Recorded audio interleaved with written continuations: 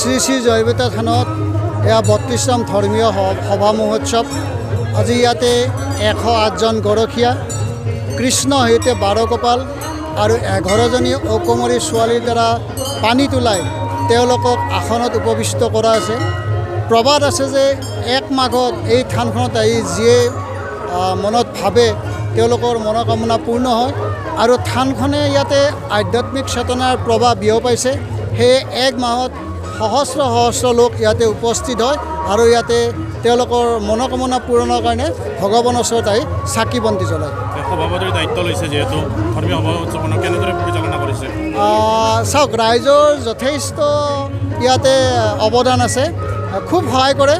মই আচলতে এইবাৰ ৩য় বছৰৰ কাৰণে সভাপতি। তো ৰাইজৰ যিটো সহায়, এই সহায়ৰ দ্বাৰা এই হাজাৰ হাজাৰ মানুহক আপ্যায়ন কৰাত কোনো ধৰণৰ ত্ৰুটি হোৱা নাই।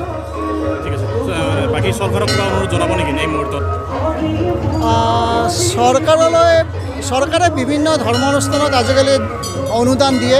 আমি ভাবিম যে আমিও এদিন হয়তো বাছনিত পৰিম আৰু থানখন উন্নত কৰাৰ কাৰণে আৰু অধিক ভাল কাম কৰাৰ কাৰণে চৰকাৰৰ সাহায্য লাভ কৰিবলৈ সক্ষম হ'ম।